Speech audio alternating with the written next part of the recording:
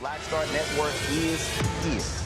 Hold no punches! I'm real revolutionary right now. Support this man, Black Media. He makes sure that our stories are told. Thank you for being the voice of Black America, Roland. Stay black. I love y'all. All momentum we have now, we have to keep this going. The video looks phenomenal. See, there's a difference between Black Star Network and Black-owned media and something like CNN. You can't be Black-owned media and be scared. It's time to be smart. Bring your eyeballs home. You dig?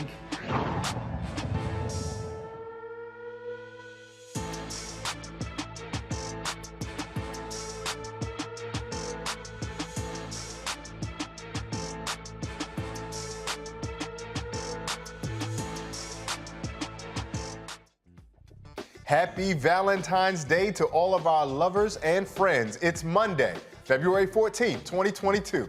I'm Ray Baker in for Roland while our brother is in Liberia for its bicentennial celebration.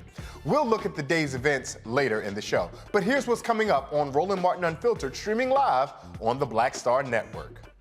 The family of two black women found dead in Bridgeport, Connecticut are demanding the mayor there take actions. Now, two separate women, Lauren Smith Fields and Brenda Lee Rawls, both died on the same December day, and both investigations were so bad, the two detectives who were in charge of them have been suspended. With no faith in local police departments, the families want the Department of Justice to step in. Attorney Darnell Crosland is here to give us an update.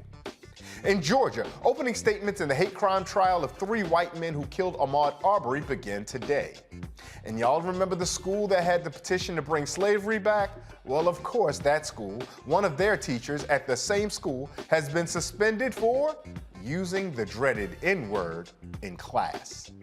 Plus, a black man in Kentucky has filed a racial profiling lawsuit for a traffic stop he says would not have happened if he were a white man. And racial equity, what is it? Will we ever achieve it? Well, we'll be joined by a cultural architect who will shed some light on the topic. And it is Heart Health Awareness Month. It's why we wear red. In our Fit, Live, Win segment, we'll talk about Black women and keeping a healthy heart for them. It's time to bring the funk here on Roland Martin Unfiltered, streaming live on the Black Star Network. Let's go. He's got it. Whatever the miss, he's on it. Whatever it is, he's got the scoop, the fact, the find. And when it breaks, he's right on time and it's rolling. Best believe he's knowing. Putting it down from sports to news to politics. With entertainment just for kicks, he's rolling. It's on Go Roll Roll, y'all. It's Roland Martin, yeah. Rolling with Roland now. He's funky, he's fresh, he's real, the best, you know he's Roland Martin now.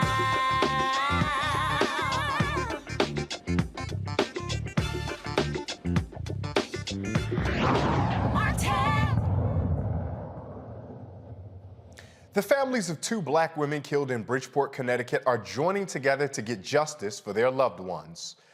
Lauren Smith Fields and Brenda Lee Rawls died on December 12, 2021. The detectives on both cases are suspended pending investigations. Both families and a couple of Bridgeport council members are demanding the city take these actions. The Bridgeport acting police chief, Rebecca Garcia, should be removed, and Mayor Gannon and the police commissioner to formally join families, Attorney Crosland, elected officials, and the community in submitting a formal letter to the United States Department of Justice requesting they take over investigations. And the Fields family attorney, Darnell Crosland, is joining us, and we thank him for joining us here today with us. Mr. Crosland, our first question that's most important is, give our audience an overview about how two tragedies can seemingly happen simultaneously and yet have such little attention be paid to them. Yeah, thank you for having us, and thank you for giving this, these cases the voice that it needs. From the day that these women were found dead in Bridgeport, Connecticut, the city has failed to properly investigate their death. And by failing to do so, what we mean is the city failed to notify the families from the beginning that they were dead, which is a part of the city's protocol. Both families should have been notified within 24 hours of their death. Since that time, no evidence has been preserved in either scenes. No proper interviews of the last known individuals who were with the deceased have been done. And what we know now is that the acting chief of police has submitted a letter explaining to the police commission, who's over the police department, what her role is or what her views are. And I hope we can talk about that tonight. Oh, absolutely. But one of the initial things when we first hear this, Mr. Crosland, families weren't even notified. That, for those of us who may be very far removed from law enforcement, that seems like standing operating procedure. How does something as obvious as that slip through the cracks? Yeah, we believe it's either a combination of incompetence and straight out racial insensitivity, or just straight out incompetence, because it's protocol and it's respect and it's dignity. If someone dies, you notify the next of kin. Oftentimes, you would look in the media and the media will not report the victim's name because next of kin has not been notified. So we know it's just a standard operating procedure. In this particular case, they discarded these black women like they were garbage and just kept it moving, and that's unacceptable. And so, and there was some of the initial requests. Obviously, we know about the desire and the demand for the chief of police to step down or resign or be pushed out. But what are some of the other demands that those families and yourself are looking for out of Bridgeport, Connecticut? Well, I can tell you this: the 4-page letter that the acting chief submitted to the commission, to me, it seemed like a letter that went from a child to the parent. When you read the letter, it reads as though the commission is the parent of the mayor and the police department, and the chief is basically telling the commission that she did nothing wrong, that the mayor didn't tell her what the mayor was doing, and that it seemed like they were on totally different pages when you read her letter. And the commission is again, the parent in the middle to decipher what happened here. And what they failed to do, and what we're demanding, is the chief of police should be telling us why didn't her officers collect evidence. When they finally did collect semen, a condom with semen in it, lube, a bloody sheet, and a pill that we think could have been used to kill Lauren Smith Fields, why isn't the chief of police talking about where's that evidence now? It was collected on the 18th, and we made them collect it. Excuse me, it was collected on the 29th of December, based on the fact that we forced them to collect it. As we sit here today, we don't know where that evidence is. Why isn't the chief of police writing to tell us where's that evidence? Why hasn't it been preserved? We don't care about their little infighting. We want to know where is the evidence, what investigation is being done, and even tell us why those two officers were suspended, not just the fact that they were suspended. The commission that you allude to, for those of us outside of the Bridgeport or Connecticut area, how is this commission made up? Is this an elected commission? Is this an appointed commission? And we ask because these are public officials, and ultimately they're accountable and responsible to the public. So if the public isn't having meaningful input on how the official decision makers regarding the public are being chosen, then we need to ask some serious questions as to how the powers are working in Bridgeport. How is that commission put together? So the commission is made up, from my understanding, of members of the community, and they don't run elections to be elected, but I believe they're appointed largely by the mayor. Once the commission's in place, the commission has to answer to the mayor in large part, and the commission is responsible and in charge of the police department. And so if there's any disciplinary action that needs to take place, it will go before the commission. So in this particular case, Maria Pereira, who's a city councilwoman who's been instrumental in this case, has made it clear that the commission is largely sitting without proper authority. So it further highlights that Bridgeport as a city is in a shambles right now. If the commission is not properly seated, if the acting chief of police is not properly seated, and the acting police chief is at odds with the mayor, then we have more of a problem than we think. And from listening to what you're saying so far, it sounds like we have the acting police chief, we have this commission that's appointed by the mayor that seemingly is in flux. The only publicly accountable office seems to be the mayor. And it seems as though you all are rightly directing some frustrations to the mayor's office. What have you guys been receiving from the mayor's office as you begin to make initially your petitions, but now that they've been stonewalling to a degree, more of your assertive demands? What type of response have you gotten? Well, and you raise a great point. So if the only person that we can go to is the mayor, then we have to look at how this week has played out. Initially, when this 4-page letter from the acting chief was submitted to the commission, myself, the media, City Councilwoman Maria Pereira requested a copy of this. And we were told that the mayor has a policy that no department head can speak to the press or anyone else without the mayor's permission. The mayor then later sent me a text stating that that's not true, and he immediately forced them to release the letter to the press, which did happen. But now the mayor has still not told us where is the evidence that was collected from the apartment. The mayor still hasn't told us that these two officers who were suspended for doing X, Y, and Z. And we need to know that. Also, the mayor still hasn't told us or the family when we can sit down and meet with him and the police chief to go over the issues that we have directly. And we're waiting for that moment. I'm going to bring the panel in. We have a panel. I want to ask some questions. I'm going to bring them in just a second. But I have one more question for you, Mr. Crosland, before I go to the panel. Bridgeport is a city that is about 40% white, about 36% African-American, if I'm not mistaken. Normally, when we have that type of ethnic or racial diversity, we can be more optimistic that justice is allocated along the lines of equity and fairness much differently than we can in what we're hearing from you. We also know that Bridgeport is under federal investigation or concern for the practices and patterns of their police department.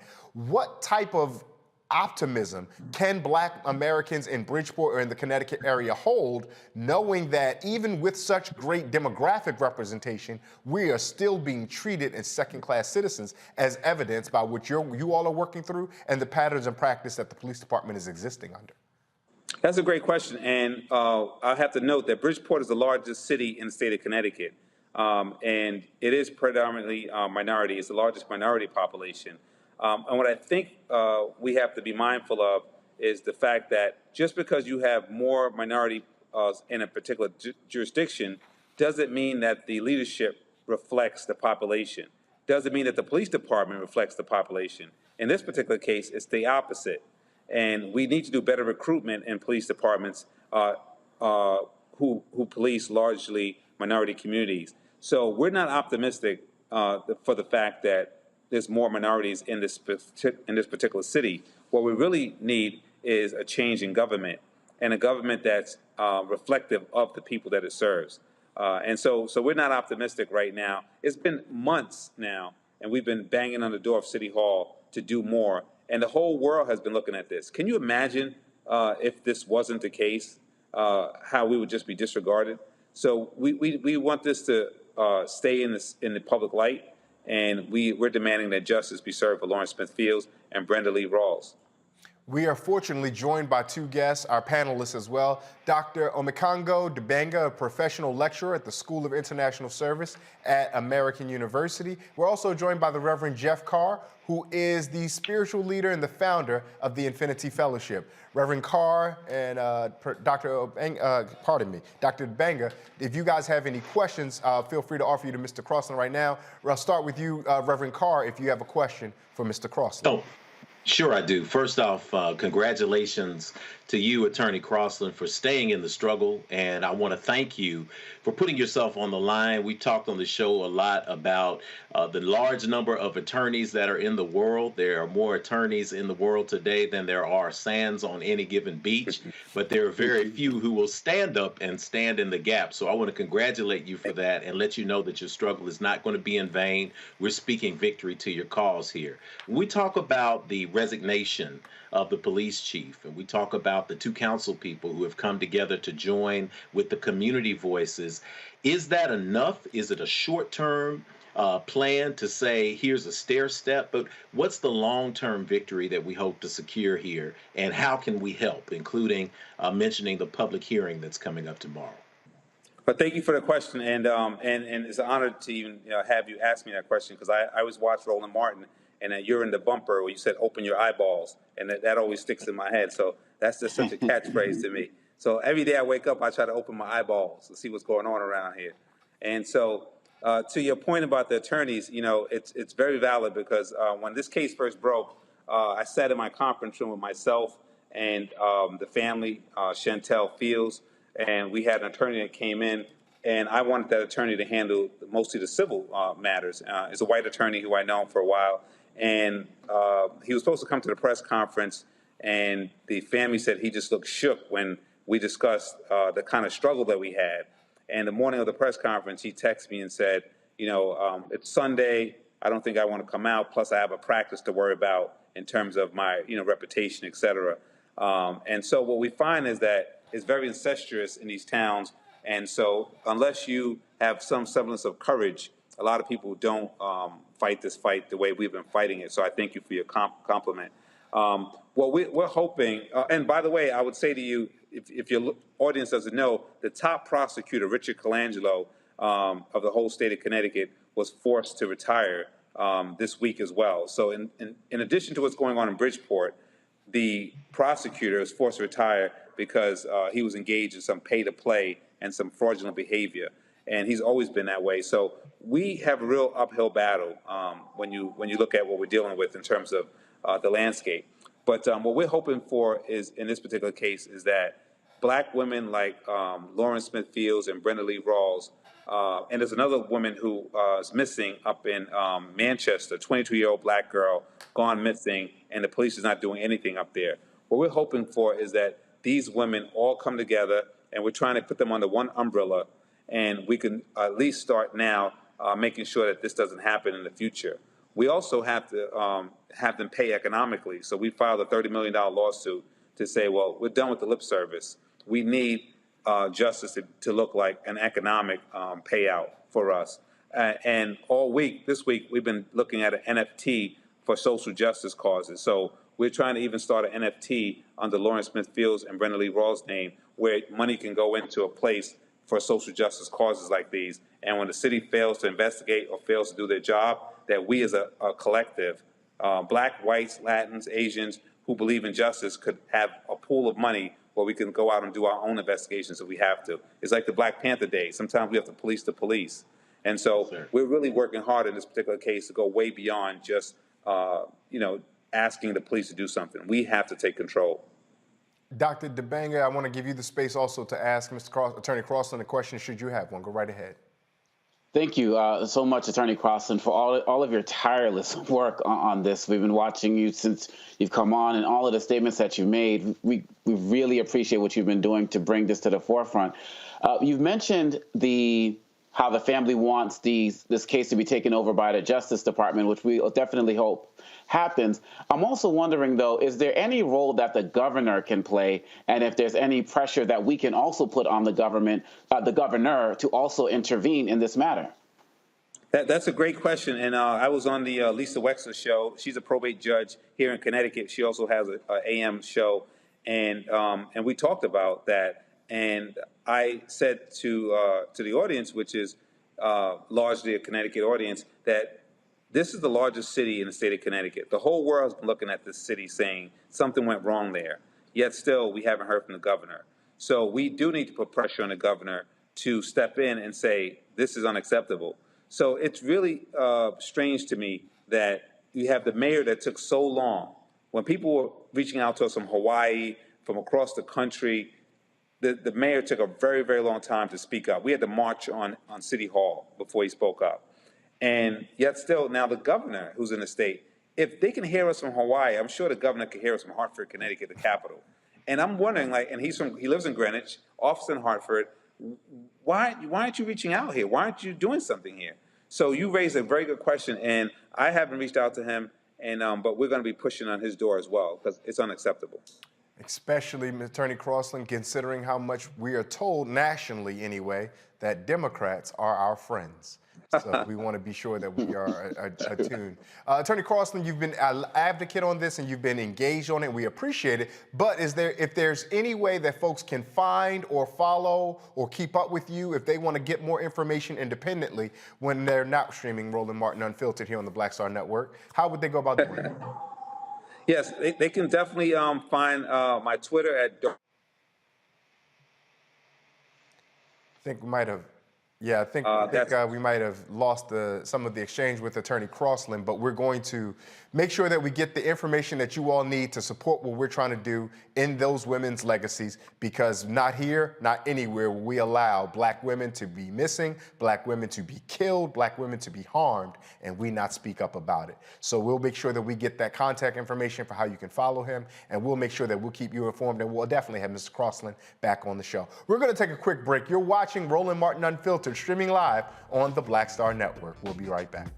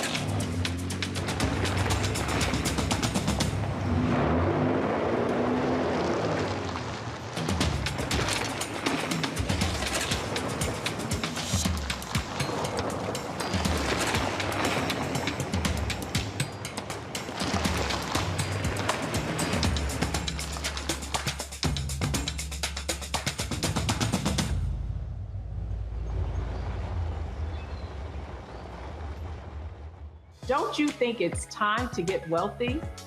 I'm Deborah Owens, America's Wealth Coach, and my new show on the Black Star Network focuses on the things your financial advisor or bank isn't telling you.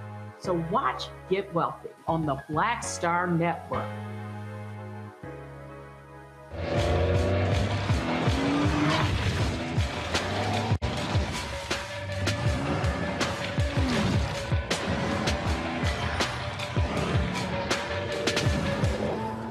Pull up a chair, take your seat at the Black Table with me, Dr. Greg Carr, here on the Black Star Network. Every week, we'll take a deeper dive into the world we're living in. Join the conversation only on the Black Star Network.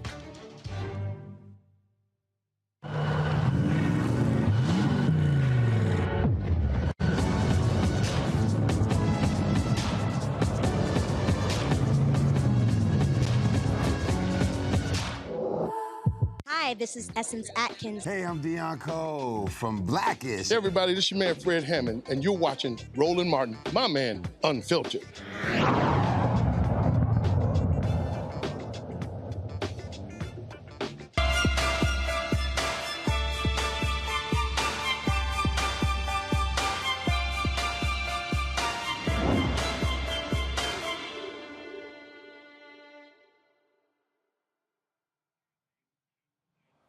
Yeah, we know that February is Heart Health Awareness Month and that cardiovascular diseases disproportionately affect the Black community. 50,000 Black women die each year from heart disease. The American Heart Association estimates that 36% of Black women know the risk that heart disease poses to their life. Also, however, only 52% of Black women know the symptoms of a heart attack. Joining me now are Vice President of Communications and Strategies of the American Medical Association, Stephanie Johnson.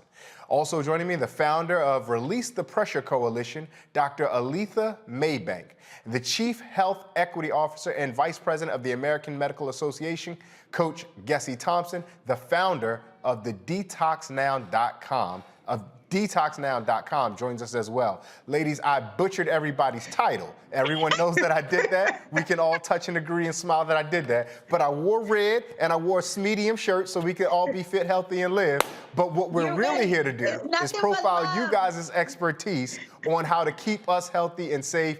Coach Gessie, I'm gonna start with you. What are some important strategies about heart health that you want our women in our audience to know? All right. So, brother, first of all, we love you wearing your red. I'm Coach Gessie. Sounds like giraffe because it's Coach Gessie. All right.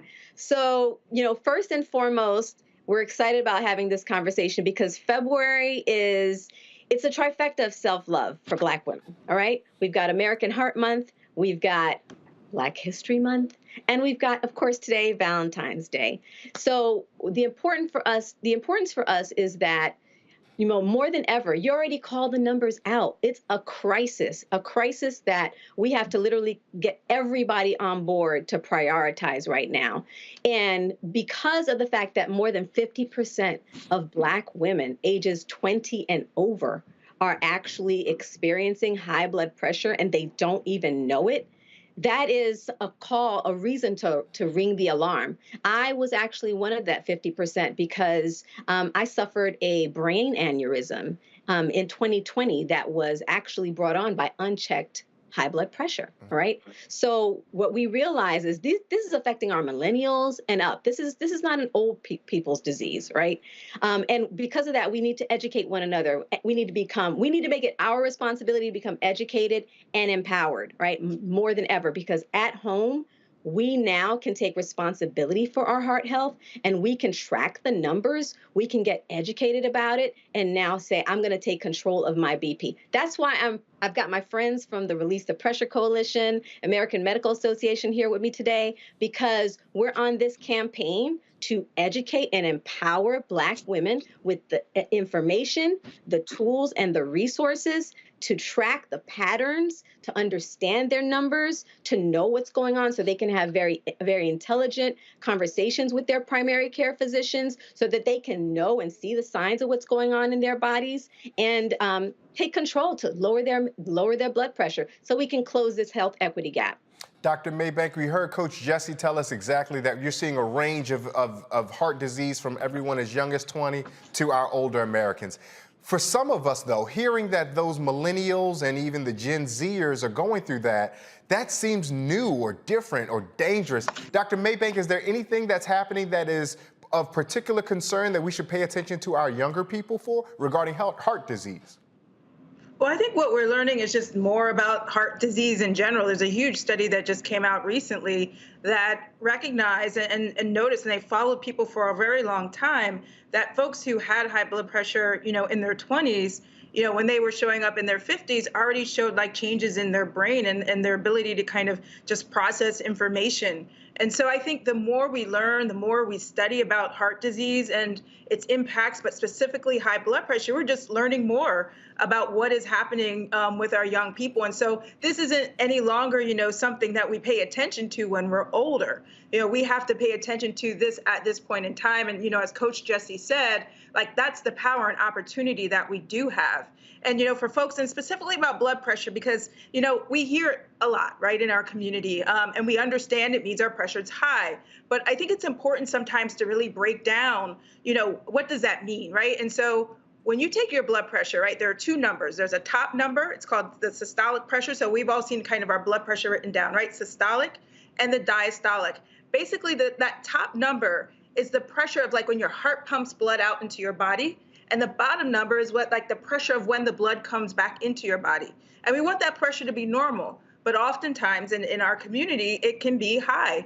And it's a high pressure that's like going against those blood vessels. And what happens over time is that your heart has to work harder, and those vessels that you have to work harder to sustain that kind of pressure and to kind of keep the blood flowing. And so that can actually damage your vessels over time and damage your heart. And so that's why we really want to decrease our numbers. And the way that we do that, it's really just knowing our numbers in the first place. Ms. Johnson, the Release the Pressure Coalition is a fantastic name. It's clever, it's witty, but it also strives to get at something that makes us a little healthier. What are you all aiming to accomplish by Release the Pressure, and how can we build upon the strategies or the work that you all are doing to ultimately get to those healthy blood pressures that we heard Dr. Maybank allude to? Fantastic question. It's what we're doing here. We're coming together, right? We're bridging our organizations together. This is the American Medical Association. It's the American Heart Association. It's the Minority Health Institute. It's the Association of Black Cardiologists. It's the National Medical Association on a mission to unapologetically and by any means necessary, as Coach Jesse and Dr.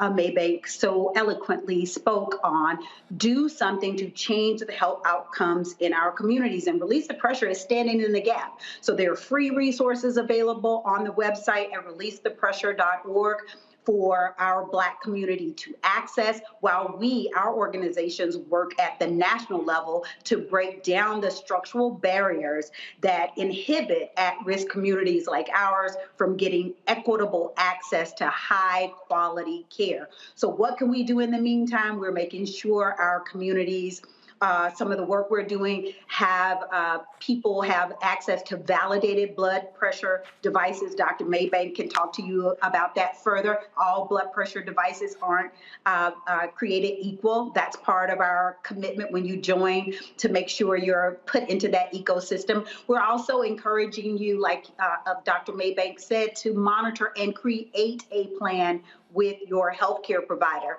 These are the things that we are providing through Release the Pressure, because we recognize that we need to hear from our trusted voices. We need people that are close in our community. We need a good grassroots game if we're going to make a dent, because the numbers are staggering. We have more than 30% of Black America died from heart disease, more than non-Hispanic whites, and we have to change that. Now, we got two panelists, Reverend Carr and Dr. Dibanga, and with all due respect to them, because I'm not going to step on anybody's toes, we're going to box them out for a second, because we're going to have a candid conversation. I did the appropriate thing I'm supposed to do. I came to each of our experts, and we had very polite, professional questions. Come on now, let's all sit around, just me and the three sisters we're talking with right now. Let's be honest. I sure love when my seasoning hand gets a little heavy when I pour in something. And man, I really like them salts and what I get. And every time I go to the doctor, they tell me, ooh, be careful with all that. That's going to get a little much. So I'm opening it up to all three of you, whomever can answer, feels comfortable answering. Obviously, we can eat better and drink better, but when we say that better sounds so nebulous, are you telling me now that I don't get to enjoy the mac and cheese the way my grandma told me to make it? You telling me that I got to go a little light on my shaking when it's fried fish Friday? What are you guys telling me when you're telling me to do better and take care of myself with regard Tell to him, Dr. Maybank, get on it. Get on it. Well, yes.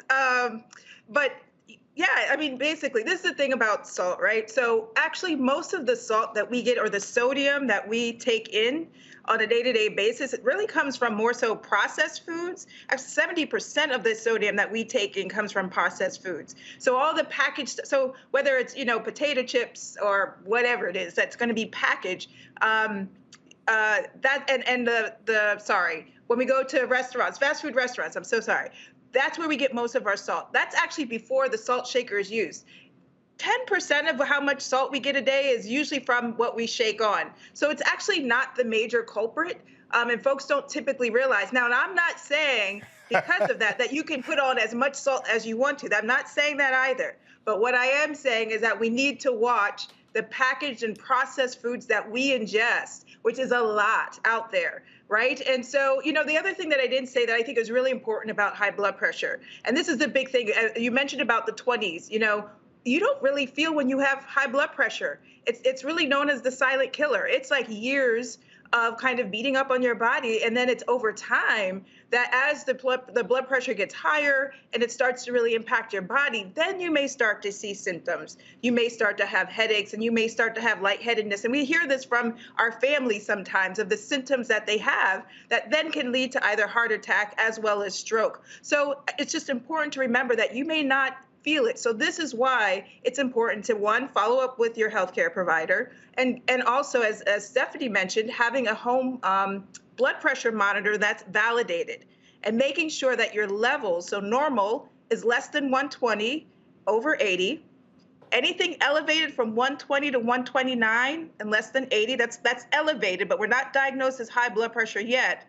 But high blood pressure is anything higher than 130 or higher, or 80 and higher. And oftentimes I hear numbers in a range. And this is really powerful for us, I think, as a community, because I've heard doctors and healthcare providers tell people whose blood pressures are greater than 130 and say, oh, that's okay, that's normal. That's not the case. And so it's really important that we have the information and that we're able to advocate on our behalf for ourselves and for our families. And so it's helpful when we're able to take our blood pressures at home and check them to see what they really are as well, and on a consistent basis. Coach Jesse, when we think about this idea of detoxing, some of us might get intimidated because we think a detox is too heavy a burden to lift, too high a mountain to climb. What are some ways that we can detox in healthy ways, but we also don't ask ourselves to make a shift that we frankly just cannot make?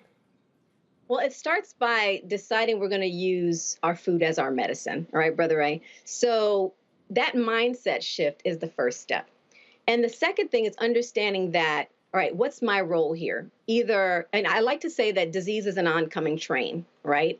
And either we're going to shift before it comes to us by virtue of just start to make a transition, or we're going to be in a crisis where we're going to have to literally be in that all hands on deck, everything is an emergency mode, right? So we need to become the hero in the story of our healing and stop being the accomplice in the story of our disease. Now, how does that work? So I'm going to give you a very easy example. My grandmother is 94 years old, right? And she was with me. She stayed with me for about 5 weeks. And unfortunately, her regular diet, she lives down south, and her regular diet has been like Chinese food, you know, processed meats. The processed foods that Dr. Maybank spoke about are one of the highest culprits, right? As well as, again, sandwich meats and, as I said, Chinese food, et cetera. And when she came to visit me, she was on 2 medications, one in the morning and one in the afternoon, strong dosage in the afternoon. And her pressure was running in the 160s, where Dr. Maybank would be like, oh my goodness, right? This is a high number. By 3 weeks in, we were monitoring her blood pressure in my house. And by 3 weeks in, her numbers were down below 120 over 80. In fact, they were so low, we were like, wait a minute. Okay, so I said, listen, Grandma, we have to call your doctor so that we can make sure you know the plan now, because you can't keep taking this medication as if nothing has changed, because you don't want your blood pressure to get too low because now you took medication to lower it when your blood pressure is actually normalizing right now. We called her doctor, and he said, whoa, if her bottom number, her diastolic number gets under 60, she should not be taking the blood pressure meds, all right?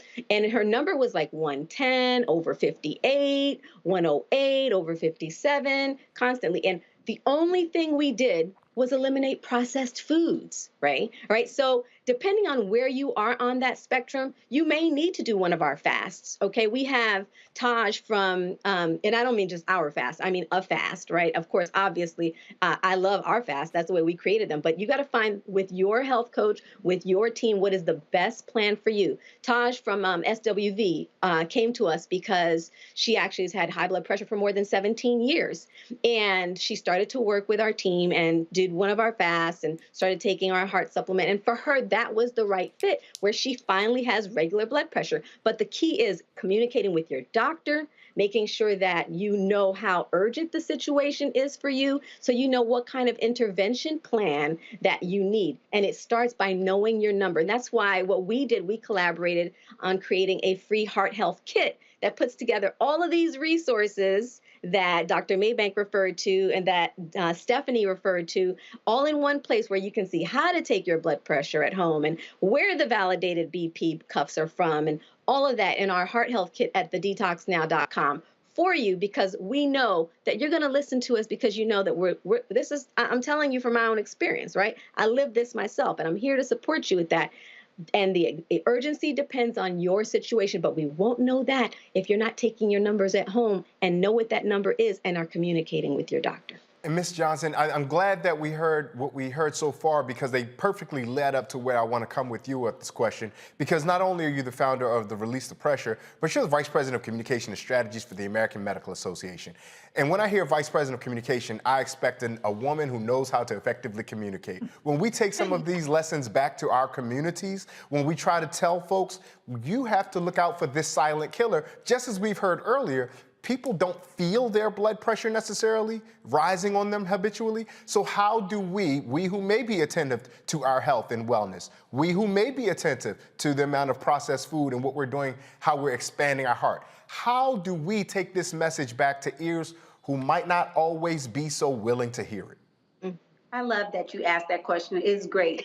I want you to say this with me now. Everybody listening, every day should be Valentine's Day for you and for your loved ones, as it relates to how you think about your health and well-being. It's the whole old adage of put the oxygen on yourself first before you put the oxygen on the person next to you. Because if you don't take care of you, you cannot take care of your family. So the best way to do this is start loving on yourself, and then taking each day to have a communication or conversation with those that are around you, whether it be text or social media or what have you, and remind them to RTP, to take time each day, just a little bit, to make sure they make self-care that's good for their heart a top priority. That is how you can help each one teach one. That's our job. Did I do good? Absolutely. Each one of us being a lived example. A last question I have, and I'm going to throw it out here to everybody because it's a little dicey, and I wouldn't say controversial, but new information. So maybe we may not be prepared with all the, We know that COVID has triggered myocarditis in a number of young people and athletes. Particularly, we saw that when college football was coming back in 2020 and some of the other sports that college athletes are likely to play. Myocarditis, for those in our audience who might not be aware, is the inflammation of the heart. And there's so much concern about how COVID could have effects on the heart. If some of us are active, or if we have children, nieces, nephews that are very, very active, but yet we're still in this world where we're trying to safely engage each other and not threaten ourselves with COVID, what are some concerns around COVID and our hearts that maybe any of us want our audience to make sure they're aware of? Perfect question for Dr. Bank. And I need to you just elevated one of them, right? Is the concern around myocarditis. You know, it's not large in numbers, but it's still a concern to a certain level. I think what COVID has elevated for us is that there's still a lot to be learned. We still don't even know the full-time long-term effects of folks who have gotten COVID. You know, we know there are long-term effects potentially, and we've heard of long COVID, and it affects many aspects of the body because it involves inflammation. COVID causes an inflammatory response in the body, and that can impact almost your entire body in many different places and plays out in different ways. So what I'll say during this time, and I think COVID has also elevated, is just the importance of being so diligent as it relates to our health. And making sure we're paying attention. I think we are paying attention in ways that we haven't before to our own health and our family's health, but really keeping track of that, and then also making sure that we're connecting with our health provider to elevate what is happening, when it's happening, as it's happening.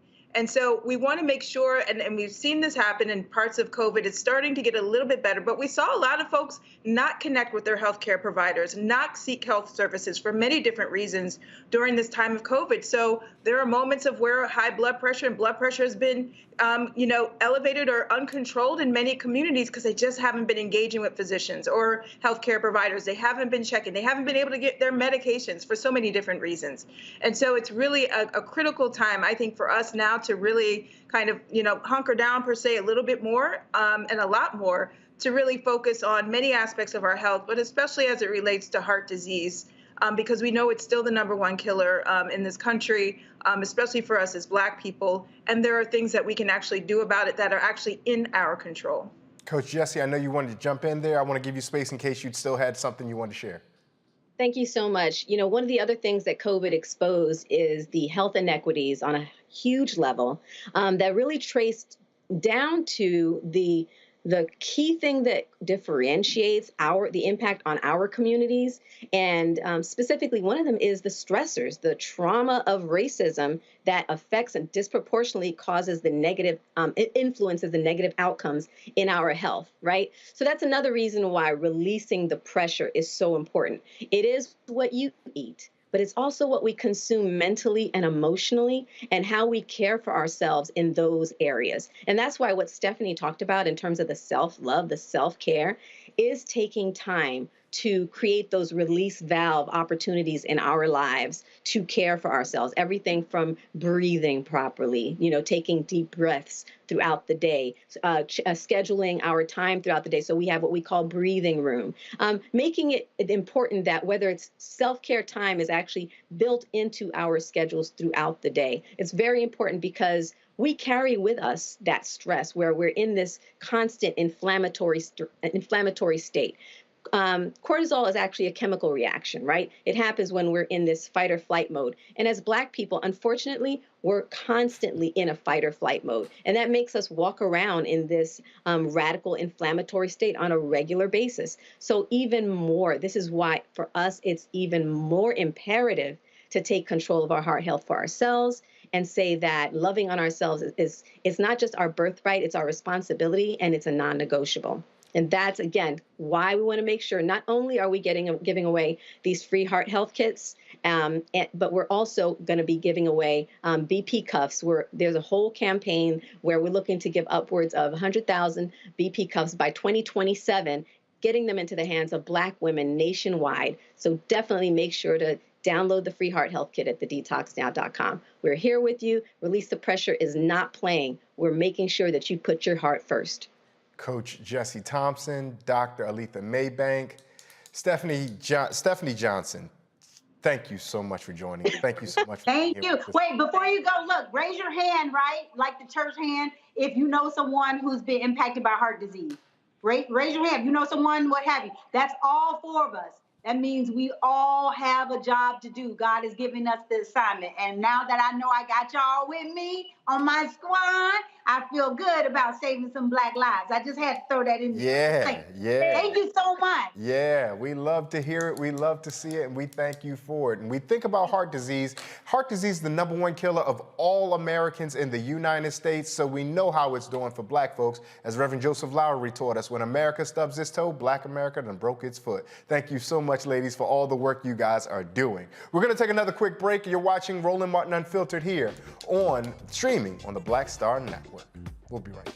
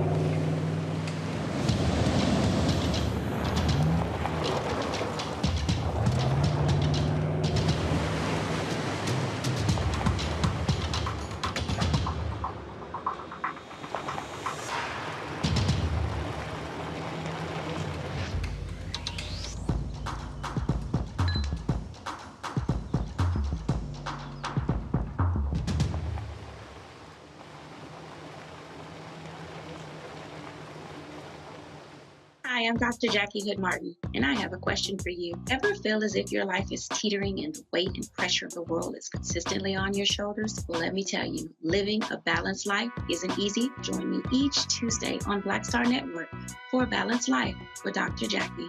We'll laugh together, cry together, pull ourselves together, and cheer each other on. So join me for new shows each Tuesday on Black Star Network, A Balanced Life with Dr. Jackie.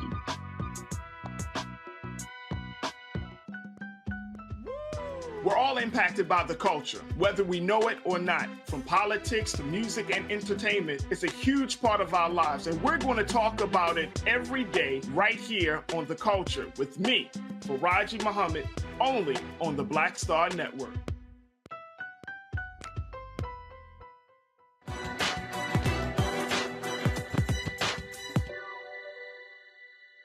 There can be no true Black political liberation without religious and cultural liberation. Minister and academic Garrett Wilmore.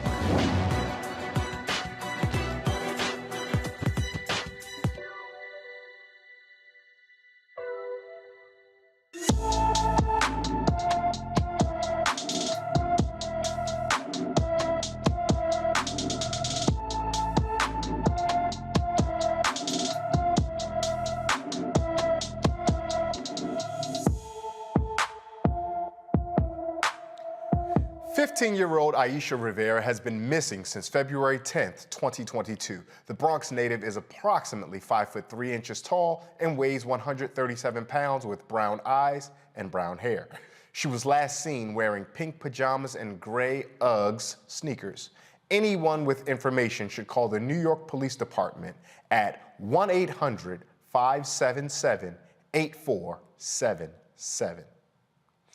The federal hate crimes trial of the three Georgia men convicted of Ahmaud Arbery's murder is underway. Today, opening statements began in the trial of Travis and Gregory McMichael and their neighbor, William Bryant. The state trial did not focus on race, but the federal hate trial will. Assistant United States Attorney Bobby Bernstein told the jurors the case, quote, does not require proof of hate, close quote, but they will prove the three white men acted because of race. They are all charged with interference with rights and attempted kidnapping. The McMichaels also face weapons charges. The three men are currently serving life sentences from their state murder convictions. A black man in Kentucky who says he's a victim of racial profiling is suing the LaRue County Sheriff's Office. Anthony Freeman says Sheriff Russell McCoy pulled him over for illegal headlights. After McCoy took Freeman's license and registration, McCoy told Freeman the stop was complete. Two more men claiming to be detectives came to the scene and asked to search Freeman's vehicle. When Freeman asked about a search warrant, he was violently grabbed out of his vehicle, thrown to the ground, and detained for nearly an hour. Canine dogs sniffed his car several times and found nothing. Freeman believes he survived the incident because he was on the phone with his wife and attorney who heard the ordeal.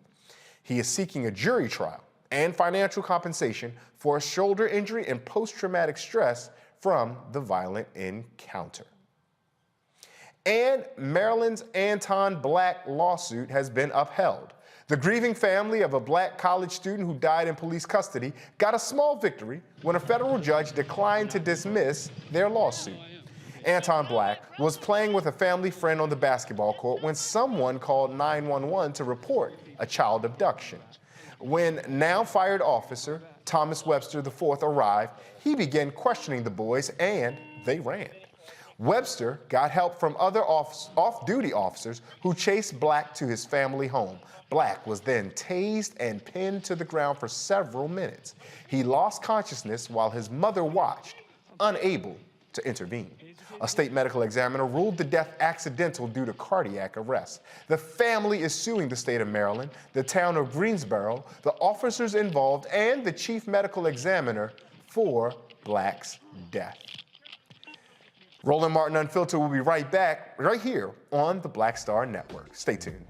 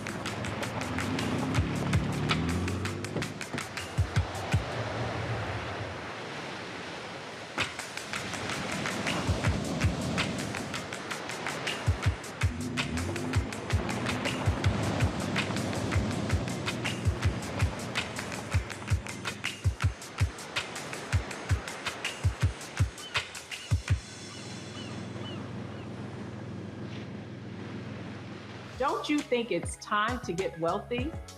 I'm Deborah Owens, America's Wealth Coach, and my new show on the Black Star Network focuses on the things your financial advisor or bank isn't telling you. So watch Get Wealthy on the Black Star Network.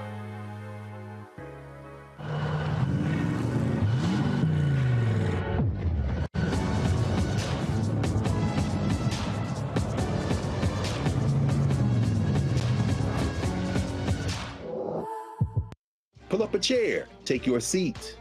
The Black Tape with me, Dr. Greg Carr, here on the Black Star Network. Every week, we'll take a deeper dive into the world we're living in. Join the conversation only on the Black Star Network.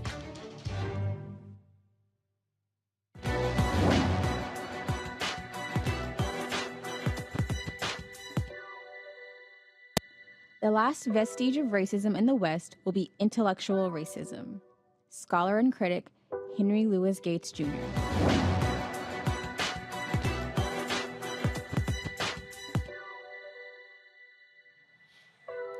The conversation surrounding racial equity continues. As public outcry grows about the lack of racial equity, quite honestly, so too do the questions. But before we unpack the lack of equity, let's go back to the beginning and define racial equity.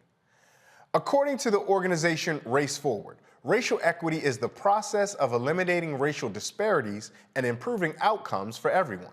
It is the intentional and continual practice of changing policies, practices, systems, and structures by prioritizing measurable change in the lives of people of color.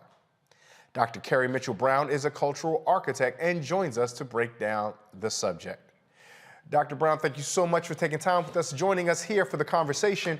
Racial equity, it's a word that so many of our advocates that we believe in have been using, but some of us may not be able to practice it quite as well as we think. Given the definition we heard from Race Forward, I'd start with you as a cultural architect. Is that a definition that you support and one that our viewers can move forward under, as an understanding of racial equity?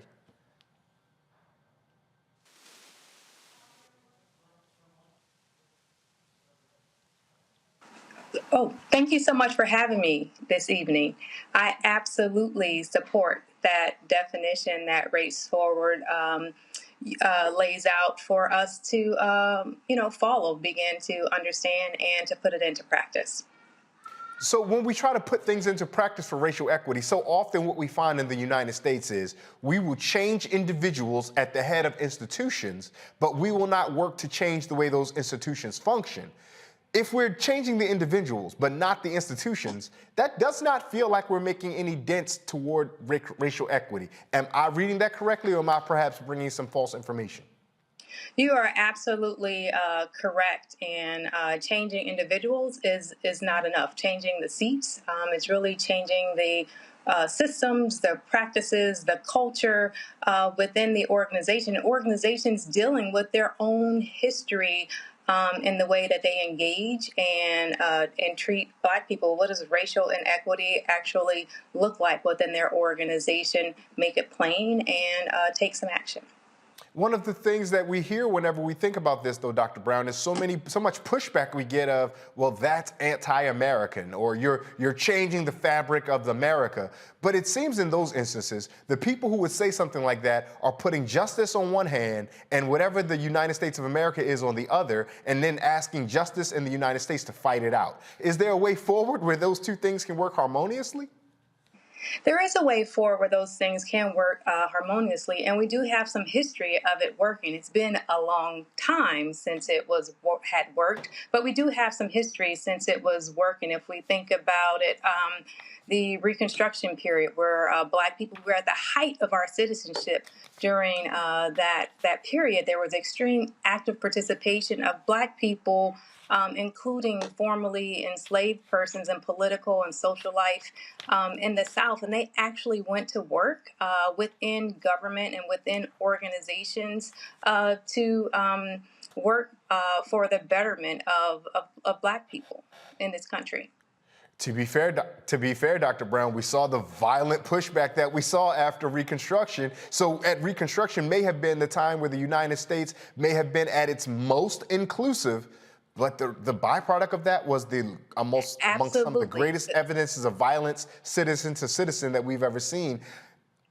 Frankly, we feel like we might be on the doorstep of that now, even as we're only giving lip service to greater inclusion. Again, I don't want to be a pessimist, but is your studies telling you the same thing?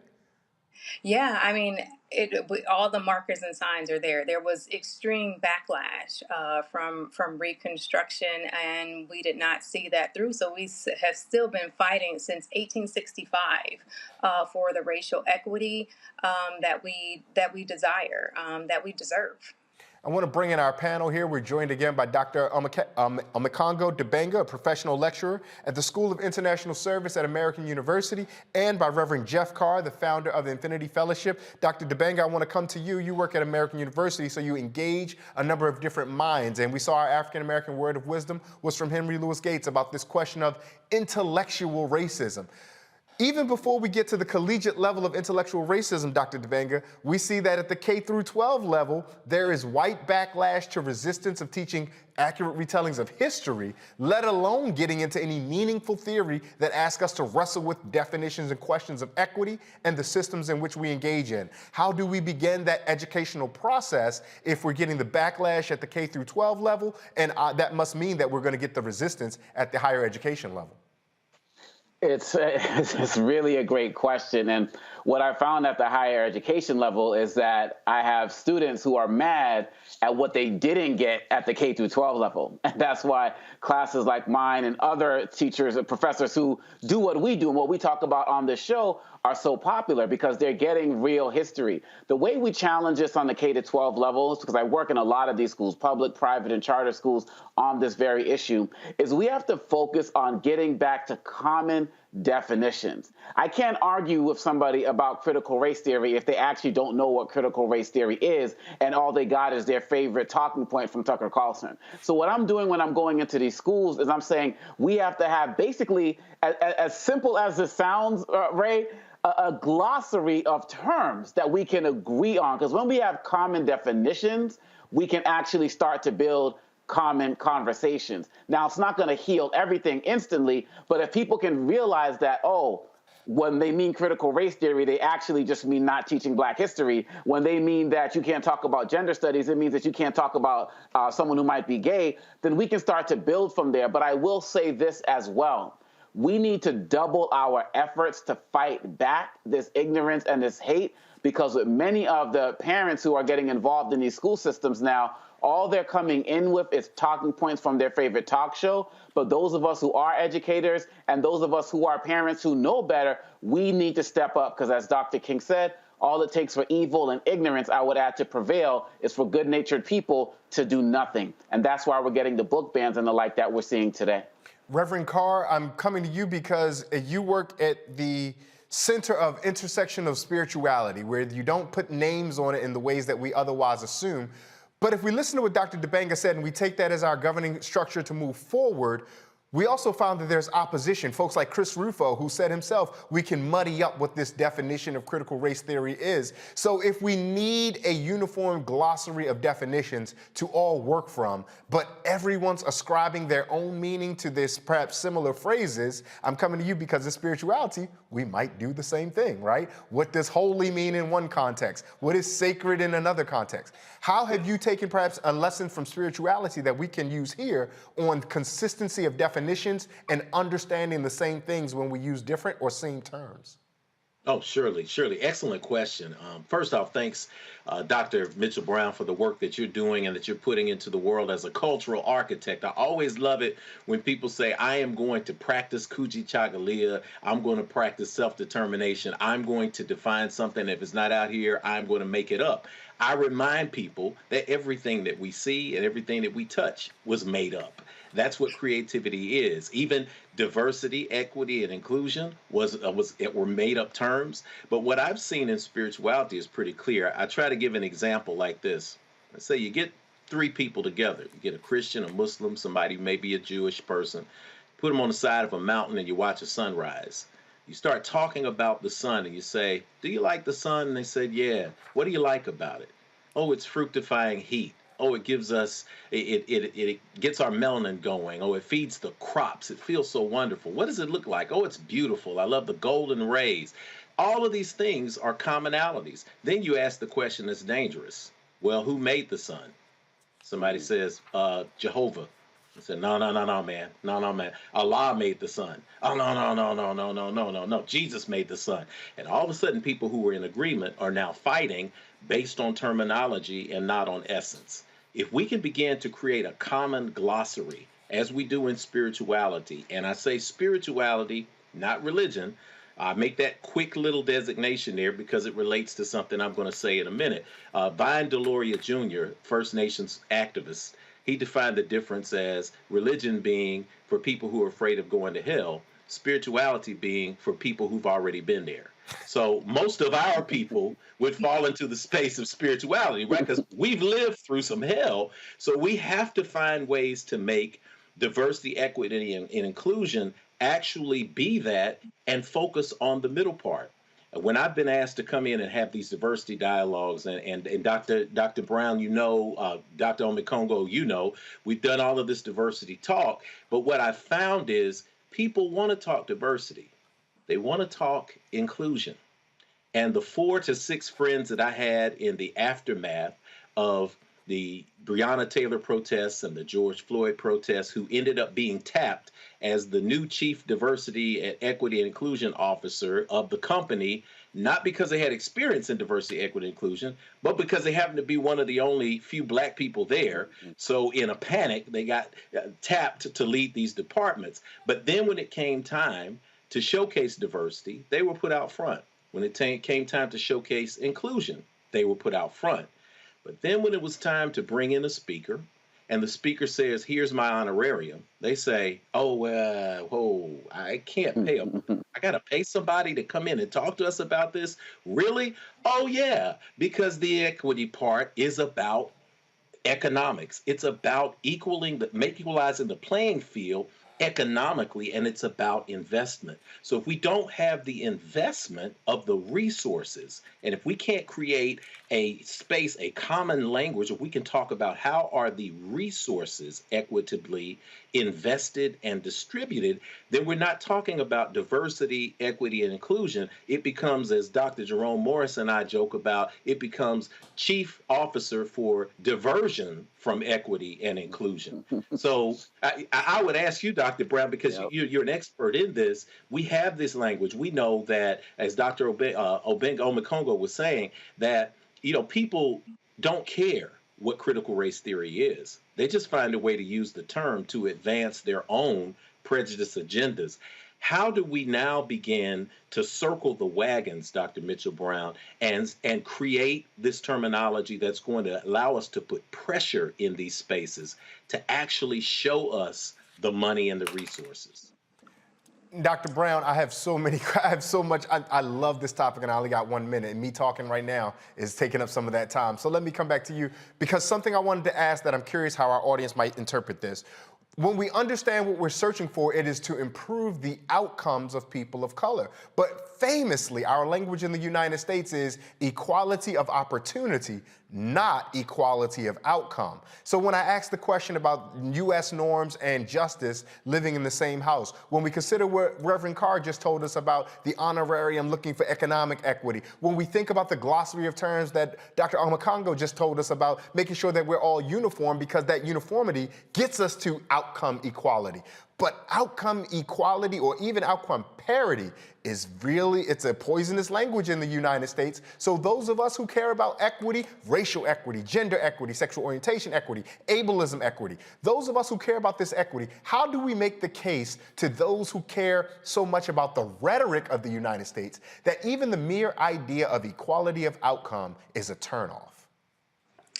Yeah, I would say that making sure that we are clear on the terms is correct, and making sure that we don't get lost in a debate or a war on definitions, and really get at doing the work that is required. Seismic shifts are necessary, not just individuals, not just organizations, not just government. It all comes together, and it's not a zero-sum game, right? So people are holding that, in order for Black people to get something, then we have to give up everything else. How about just treat us like human? Yeah, that is a lovely line to leave folks with. How about just treat us like humans, right? The belief in limited resource means that one has to take from another to get. When we don't have limited resources, we don't have to hoard from one another. Dr. Carrie Brown, how can folks find or follow you? How can they stay in touch with you for all the work that you're doing if they want to keep up? Yeah, absolutely. You can find me on all social media, Dr. Carrie M. Brown, or you can go to my website, carriemitchellbrown.com. We appreciate that. If it were up to me, Dr. Brown, we'd be having this conversation a lot longer, but we are going to celebrate Liberia, so I do want to make some time that we can have our conversation for our folks there. But whenever Roland has me again, check out for your inbox. I'm going to email you so we can keep this conversation going some more. Absolutely. It would be a pleasure. Thank you so much. We're going to take a quick break. And when we come right back, we'll have much more Roland Martin Unfiltered here on the Black Star Network, right coming up.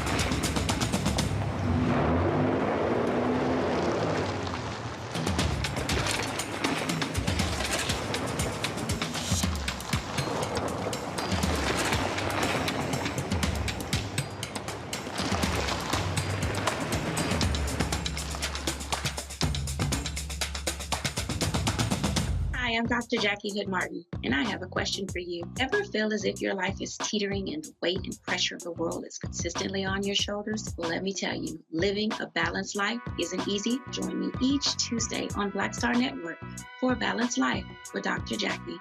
We'll laugh together, cry together, pull ourselves together, and cheer each other on. So join me for new shows each Tuesday on Black Star Network, A Balanced Life with Dr. Jackie.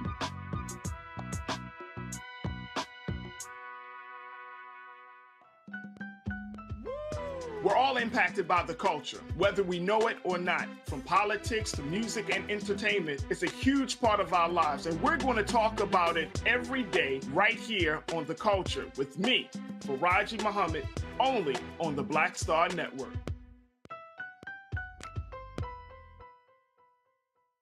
Hello, everyone. I'm Godfrey, and you're watching Roland Martin Unfiltered, and while he's doing Unfiltered, I'm practicing the wobble.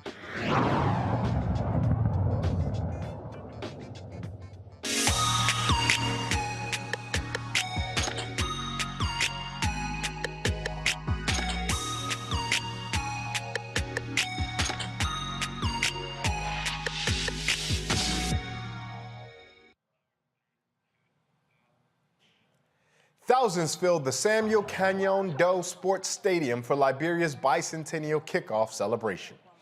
Today's ceremony included speeches, concerts, and dancing. Our own, the namesake of this program, Roland Martin, is there, and he shows us the warm welcome he and the Roland Martin Unfiltered crew received when they arrived in Monrovia.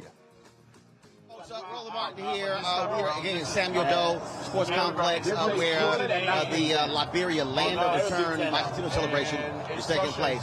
Yesterday, he was our arrival at the airport. They had a special greeting for us. I want y'all to check this out.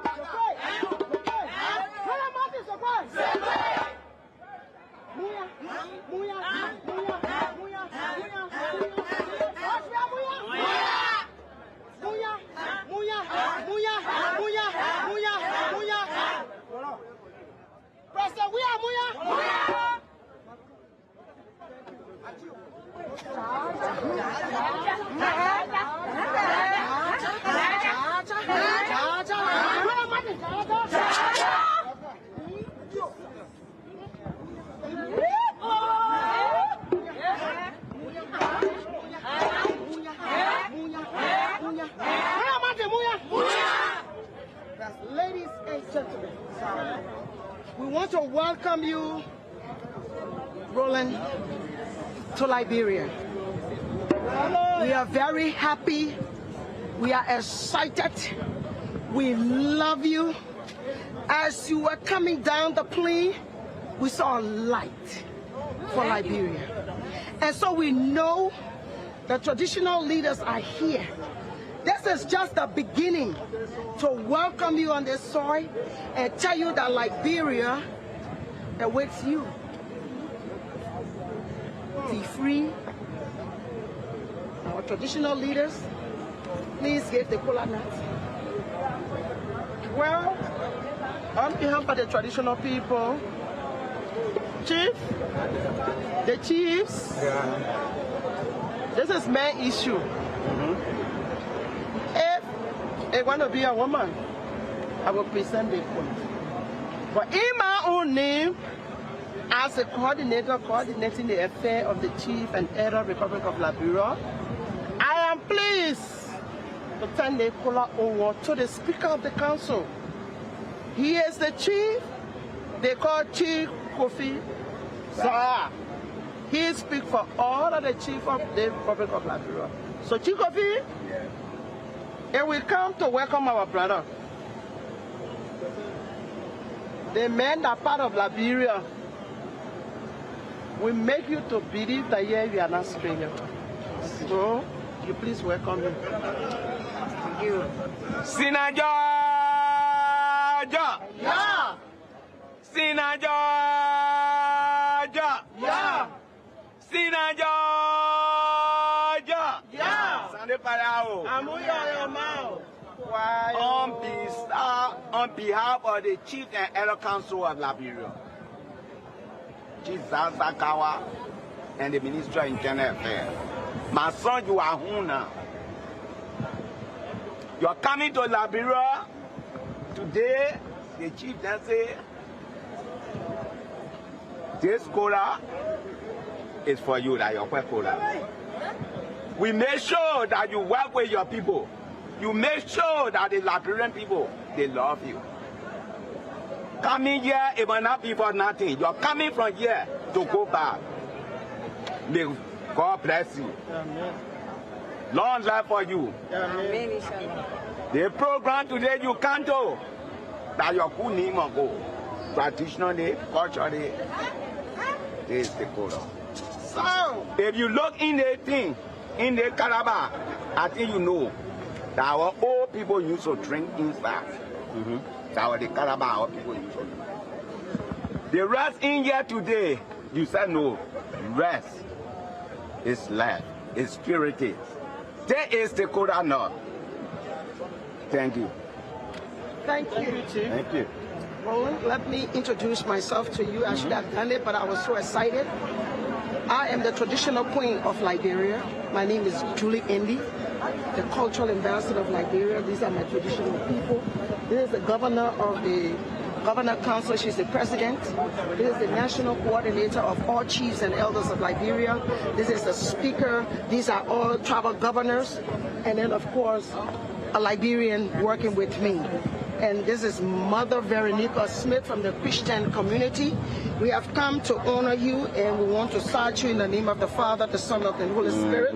This is a fabric made in Liberia by Liberians, and we want to put statue on behalf of His Excellency Dr. George Manawia, President of the Republic of Liberia. We want you to feel at home. The bicentennial 200 years, we are telling our story. So we want to start you first, like this. We want to give this to the chief, and the chief will start you again, and then we'll go together now, chief. In the name of the Father, the Son, and the blessed Holy Spirit. Then you will just stand, and the troop will just do one song for you, and then you take your rest. All right. You are welcome. You are welcome. Brother Martin, you are welcome.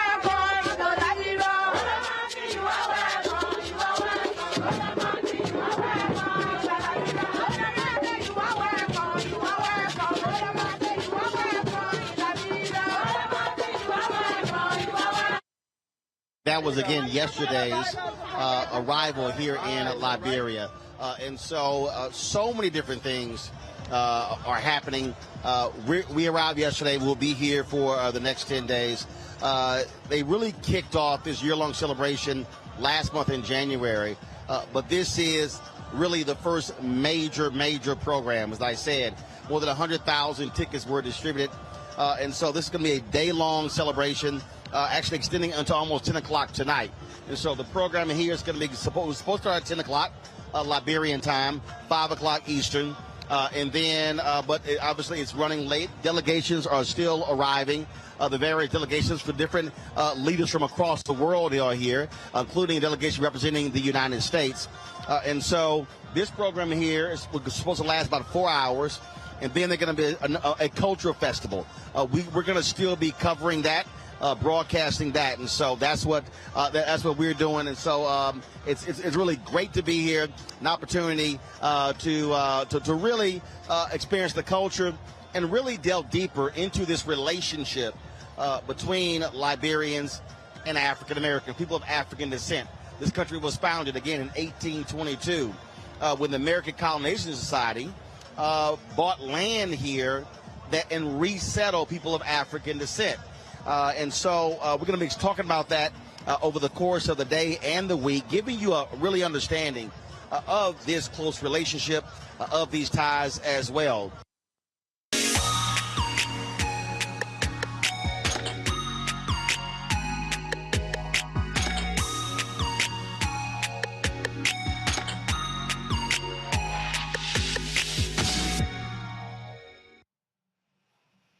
We are back here in studio, joined again, as we said, with Reverend Jeff Carr and Dr. Omekongo Dibanga. Dr. Dibanga, I'm going to start with you. We see what we saw our brother Roland over in Liberia, and for those of us who have the Pan-African instinct, Liberia can in ways be challenging and complicated, as Roland identified, the history being one with the American Colonization Society. Yet, we still have the love of our people who are there, who decided to make community there, who decided to put their 2 feet on that ground and say, this is the place where we will be. So when you see some of the cultural exchanges that Roland engages in when he takes these trips over to the continent, what are some of the takeaways that you have, Dr. Dibanga?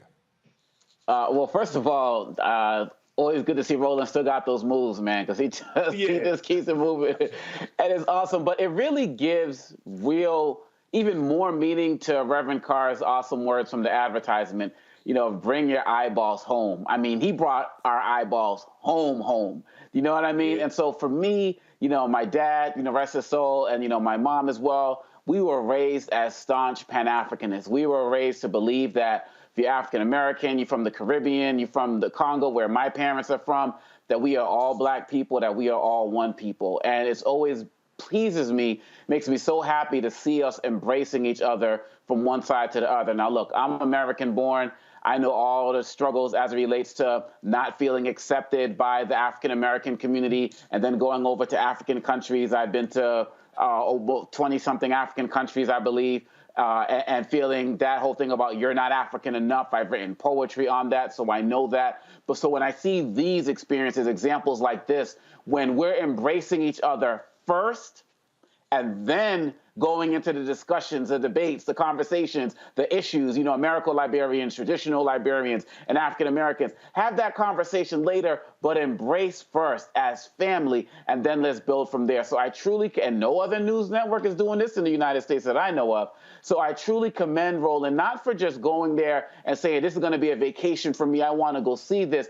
He is bringing an important part of the African continent into the hearts and minds of Black people in the United States as well as around the world, which is so important because we know that in 2022, we are still getting negative images and perceptions of Africans. But with a Black Star Network, you get the balanced perspective. Absolutely. Thank you for noting that. Then I want to also make a programming note that the events from Liberia will be streaming all week right here on the Black Star Network. So if you happen to miss any part of Roland's package just now, feel free to tune back into the Black Star Network and they'll catch it there. Reverend Carr, Dr. Dibanga made the similar mistake as our attorney Crosland earlier. They mistake your brother Greg's words for your words, but because that what you've offered so far has always been so poetic and poignant, it's been some medicine that we can take back with us. I can completely understand why they would assume that whoever gave us that drop of a gem earlier is here giving us this gem now. So, but I would also invite you to offer your reflections and thoughts about seeing the Pan-African display of unity, affection, care, and concern. Thank you. Look, I also want to clarify, Dr. Omekongo was actually correct on that particular quote. So my brother and I are both in this room, and we're talking about our eyeballs, and he said, bring your eyeballs home. It's that moment where I said, bring your eyeballs home. So it's in there.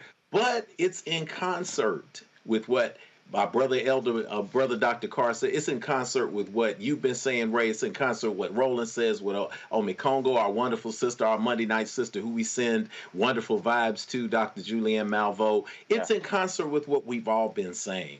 And it's this concept of what is home. I was watching that homecoming from Roland. I thought about 1821 and the first settlers that arrived there on Misurata Island, or Providence Island on the Misurata River in 1824, becoming the continent of Liberia. And yet I still see the Americanisms on the clips we were just watching. Brothers getting it hype on the microphone. Just like they're in Brooklyn or the Boogie Down, or they're in Sevier Park or at Easley Center in Nashville. We see the same energy. Roland rolled up out of that car, and I was like, hey, they got some American, they got some North Nashville rims on that car. So something is here, you know? And yet, we see that familiarity there, and we connect with that. And we say, hey, we're on the other side of the world, and yet there is something that is centering us and bringing us home. I thought that the most wonderful words that I heard, I wrote them down. My son, you are home now. That concept of there is no place like home. It removes all of the stereotypes that you hear about Africans don't want you. They don't want you over there. You can go, you can't go over there. Listen, if you've ever done any international travel, if you've been the places that many of us have been, you'll see that this world is a very large place. But there is an honor in being welcomed home. Two things happened in that clip from Roland, and we send this shout out to your brother over there. We know that you're still on the job as we celebrate this liberation. One thing, he was offered the cola nut. So whether you're in Liberian culture, whether you're in the Igbo culture or the Yoruba culture, this offering of the cola nut, this is something that we use in naming ceremonies. It's something that we use in weddings now. This breaking of the cola nut as a sign of mutual respect and admiration and hospitality. That is something symbolic. We break it out. You don't go into a house and expect people to welcome you just because you're from the big bad USA, but for them to offer you the cola nut and to ritualize it by touching it on your palms and pulling it back and forth, weaving that connective energy between those who are here on the homeland and those of us who are in the diaspora. It's a powerful moment. And the next thing they did was to give the brother some fabric. They gave him some clothes, man. When we talk about what has been taken from us, I think about the biblical story of the Good Samaritan. The Good Samaritan was rolling on that road. He was riding from that road to Jerusalem, to Jericho, and thieves came upon him. They hit him in his head, but the most important thing they did after they robbed him of his self-knowledge is they removed his clothing, because clothing identifies us.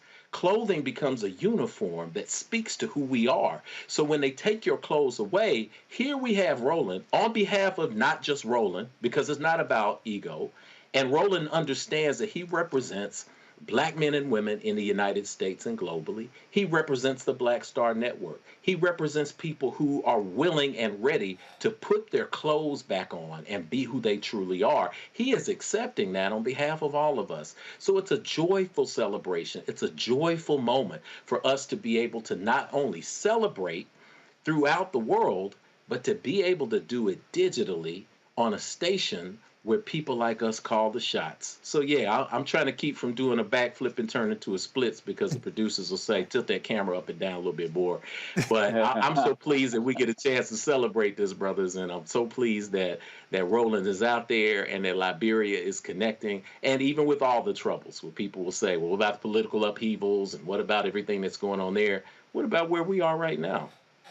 Every country has its struggles, but we are here in alignment, in celebration for the good that we see. Two things. One, Dr. Dibanga, I owe you an apology sincerely You're absolutely correct. Reverend Carr is in that promo. He is echoing the words. I am sorry about that. I want to offer you that. Second, Reverend Carr, you go ahead and backflip. I'll take care of the producers and the tilting of the camera. Don't Listen, we're here to educate, inform, but we also here to entertain. And if we can get a good spiritual leader doing a backflip in an office, oh yeah, we're gonna go ahead and let you do that. We're gonna make some space for that. 30 minutes. Give me about 30 minutes with Congo. We go in the hot yoga studio. I gotta warm that back up. I was just about to say, I'll pull the wheel up, man. I got Reverend Carr, that 30 minutes you're gonna need is just for stretching alone. That's just all the stretching. just like we see all the preparation our Olympic athletes are doing before their big competition. Oh, yes. They spend 4 years for maybe 10 seconds of a sprint. We're gonna give Reverend Carr 30 minutes just to get that backflip together. We don't want when he land, look, the Infinity Fellowship gonna get mad at us if come next worship service that they don't have They won't be mad. I threaten it every Sunday if I'm excited. I said, look, I'll do that. But what I do know is I got my two youngest are into gymnastics, so I'll bring them on at some point and say, okay, y'all ready for the flip? Stand in for me. I was just about to say the proxy flip. To celebrate. The proxy flip. Yeah, the proxy flip. Well, look, Reverend Carr touched on a bit of joy, but here back in the United States, there is admittedly some sadness. Pivoting over for a second, we see that dozens of high school students in Missouri staged a protest last week demanding a white teacher be fired for their use of the N-word. The teacher used the word several times, saying he was only repeating what the student said. The student told him not to use the word several times. Another student captured the exchange on video. Take a look at this. Nigga, bro. You said nigga with the E-word. And a question mark. No, nigga, you don't say that shit, nigga. You don't say that shit. You don't say that shit, nigga. You're calling me that. You don't say that shit. You are calling me. You don't say that, nigga. 7 days. You don't say that shit. There you go. You don't say it. You called me that. Bro, keep playing. You called me that. Who's playing with who? Bro, you keep playing. Who's playing who? When I drop your ass. When I drop your ass. You laughing right now, bro. On God, bro, you laughing right now. What are you doing? Nigga, you laughing right now, nigga. What is your point? Bro, don't call me a nigga. What? I did not. I questioned you. Nigga, don't put that in your sentences, nigga. Don't put the fucking N-word in your fucking sentences. You put it in your sentence. Nigga, cause I can, nigga. I fucking can. You fucking can't. That's illogical. Explain. So you explain it. Explain your fucking bullshit, nigga. There it is again. I can fucking say it. As I said, I can say it. I can say it. And so I questioned you. So don't put it in your sentence. Don't question me that word. That is ridiculous. The teacher is on administrative leave while the school investigates the matter. This is the same school district where a student created a Start Slavery Again petition. Yep, Reverend Carr, sorry to end with so much joy and then turn back around and ask you to comment or opine on this. Before I come to you though, Reverend Carr, I do want to say this, and I try not to make it a habit of opining. The reason we have panelists is because you guys are really highly qualified to offer your opinions. But one of the things that's remarkably striking to me, and Dr. Dibanga, you talked about this glossary of definitions. Americans need to begin to define the word freedom, because the lack of a clear definition onto what the word freedom is has so many Americans asserting an opportunity to do something merely because they can. And they are told time and again that they have the freedom to do things, but our functional existence in society demands our participation, that we have to give of ourselves sometimes, and others will give of themselves. Functionally, it's collectivism. That's a little bit about Kwanzaa. Reverend Carr already said that. We ain't gonna do that right now. But ultimately, Americans seem not to understand what freedom means, or have misperceived or misidentified perceptions of what freedom is, particularly because in their real lives, and this is going to get into capital and labor, there are so many ways that we as Americans are unfree. So when a white person finally has the time to offer the dreaded N-word, now they want to flex their freedom. No, it's not standing up against your boss on the Amazon plant who's going to ask you to come back to work one day when a tornado may kill you, but it's when I get to say the N-word. Now they want to exercise this so-called freedom when we want to do something that might jeopardize the health and safety and welfare of others. No, it's not standing up to join and signing a union card to ensure that you guys get more collective benefits so you get more than a 15-minute smoke break. this is where you want to exercise your freedom. My apologies indeed for opining, but Reverend Carl, when you see something like such, what is your takeaway? Because our young brother there, we saw him fighting for the language to communicate his anguish, and perhaps he may not have had it as delicately or articulately as we would have wanted it in that moment, but the authenticity of that expression should have, had nothing else, told our instructor at that point, this ain't what you want. Oh, yeah, because, at that point, the young man is there for every piece of the smoke and every bit of the smoke. And when it gets to that point, I mean, we've all been there. And I say this to you, Ray, and on the Congo, listen, man, this dialogue tonight is important, it's powerful. We're all sending energy into this dialogue. So we're opening, the floor is open, the energy is flowing, and it's absolutely awesome. I'm reminded of the 1974 Gordon Parks film 3 the Hard Way. So I don't know who Fred Williamson and who Jim Brown and Jim Kelly are in terms of us three, but I can say that we're dropping some things that people need to hear. That young man, that encounter was disturbing on a number of levels. On National Public Radio, I did years ago probably 100 commentaries, and one of them is called the N-word Redux. And I was exploring how we have this conversation around the N-word. We hear it. People say it all the time. I've got kids. My youngest kids are in high school and middle school. When I pick them up from school, whether it's on the back steps or near the football field or near the basketball gym, you hear our kids going in with that. And it's just every other word, depending on the day, depending on the stress, depending on the level of comedy that they're discussing. It's become a part of the language. They see nothing wrong with it, but it's also a stark moment when other people then begin to use it, because then you're in a conundrum. And when the logic comes back and they say you're using it, we see the young man is actually using the word over and over again to tell the white man he can't use it, but then the white man's logic is you're using it right now. It's a difficult situation because we have to deal with things on two fronts. When I'm teaching young people in our Performing Arts Academy or we're doing rites of passage, we talk about this N-word thing. It's interesting because we use N-word so much to replace the actual word that younger kids say, what is the N-word? What are you saying when you say the N-word? So we have to almost use the word to say that this is why we're not using it. So that's how many contradictions there are with this piece. When I look at this situation, when I look at this interaction here, it took me back to an experience I had in high school. And I always say, when you look at me now, I tell everybody, you're seeing a work in progress, but I am surely not where I used to be. I'm not the kid in high school who was playing around, making straight Fs. I'm not the kid who was section leader in the choir, drum major of the band, all of those wonderful things when I did get myself together. But there were important moments at that crossroads. One of them was when I got expelled from high school. I got kicked out of high school 2 weeks before graduation. And if you haven't figured it out, I'm kind of the experiential, off the beaten path member of the family. So when I got kicked out of school, I had a white principal who everyone loved and everyone thought was the greatest benefactor of children in the world. And I remember at the disciplinary hearing, I had an opportunity to get into school. And she came to my parents and she said, your brother, your sister, your daughter, your son, they have just been awesome. They have been an asset to this school. So if they ask me my recommendation, which the board rarely does, I'm going to recommend that Jeffrey be allowed to get back into school, finish his final exams, and be able to graduate with his class just because he did turn his life around and he's done some good things.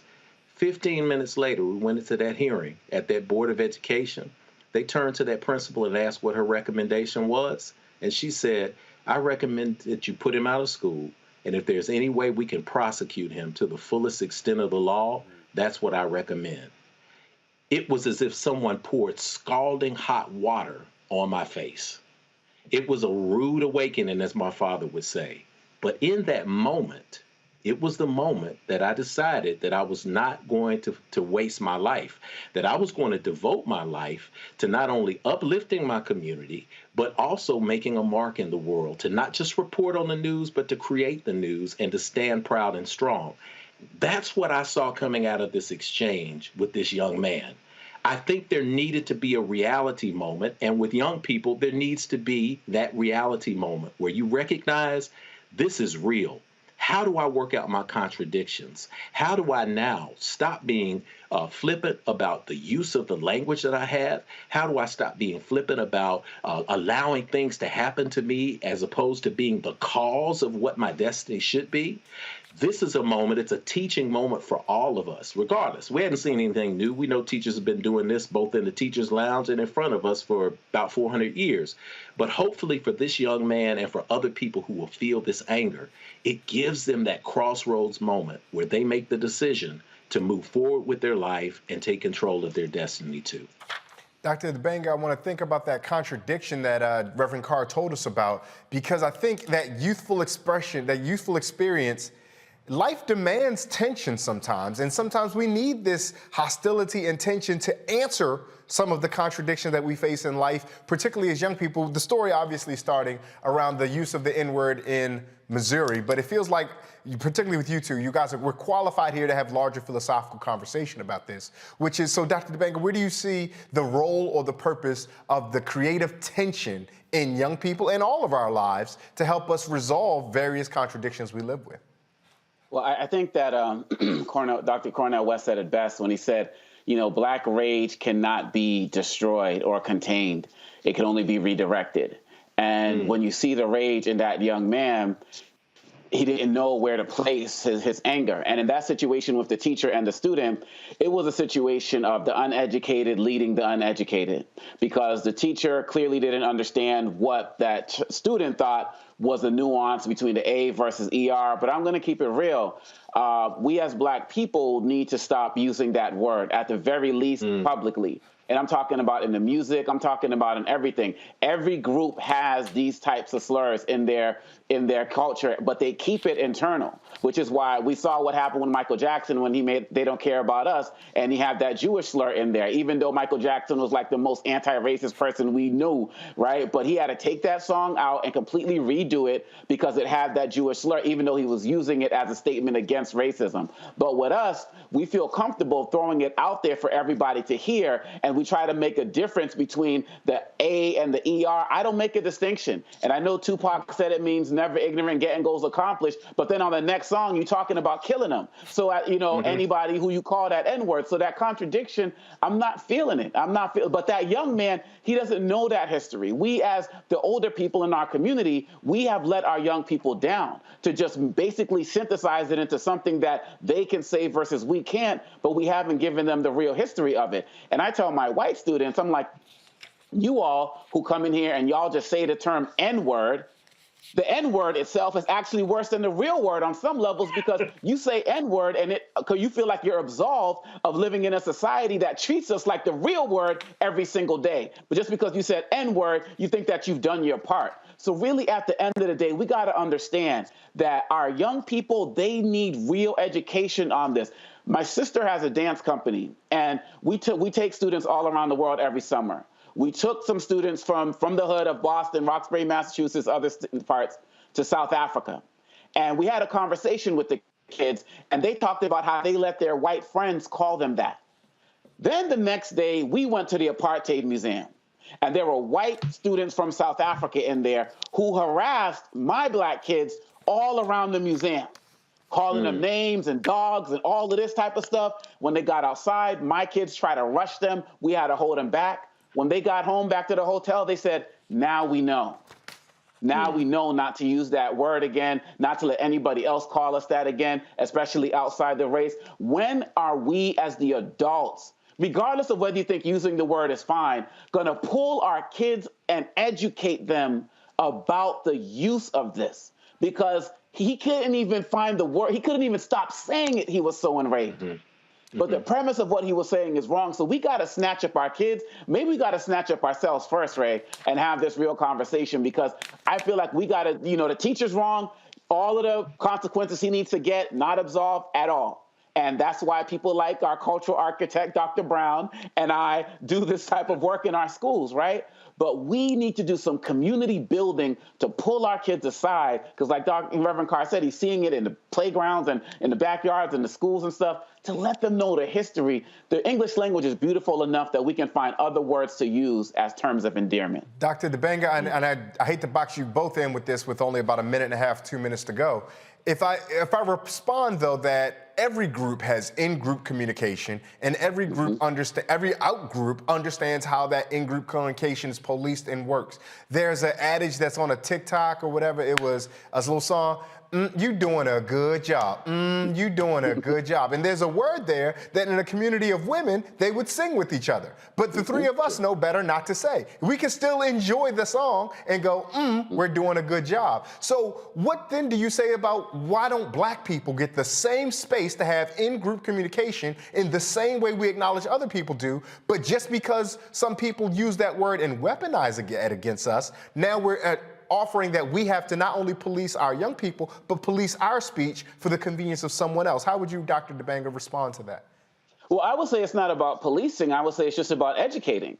And it's like KRS once said, that mic you speak through goes from here to Mogadishu, and how you represent us is the issue. I've been in some of these countries where people are greeting me by that as soon as they hear my accent. And so my thing is not about policing, it's about educating people on what the proper terminology is, and can we come up with other terms, hockey, brother, sister, to use different words, because I don't believe in policing.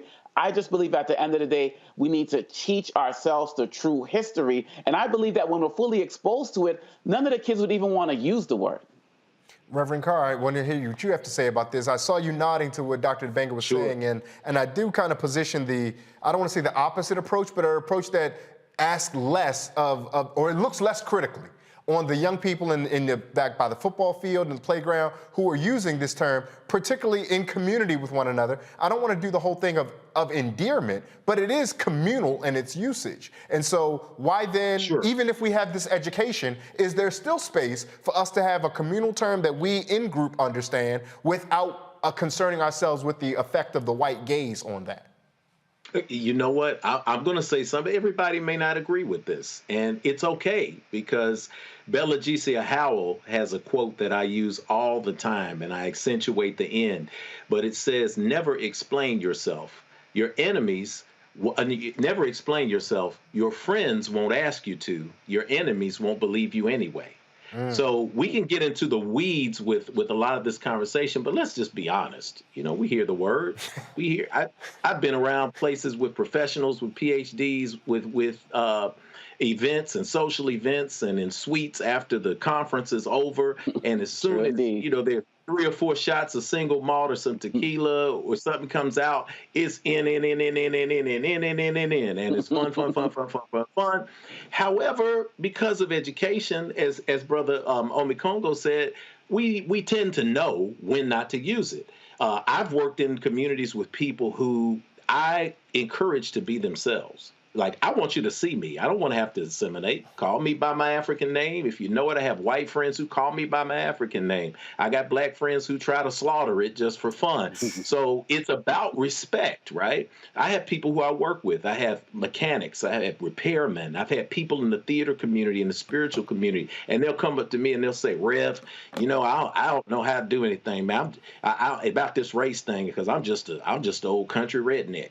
And that's all I am, man. And I love people, and if I can help you out, I will. But I'm just an old redneck. If you need me to move that wood for you, you call me, I'll bring the truck. Now, he will say that. I'm not going to call him that, though, because I know better. So like you said, there are internal words that we all have and we all use, but it doesn't mean that external people get the right to use that family language. That's the conundrum there. With the young man, it's important that we don't get caught up on the word, and that we see and feel the rage.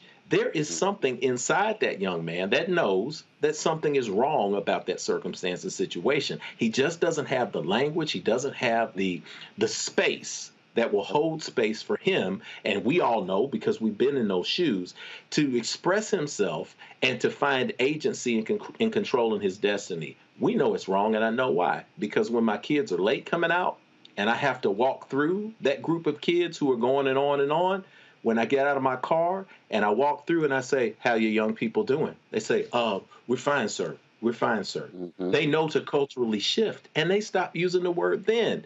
But it's also because I'm in the family.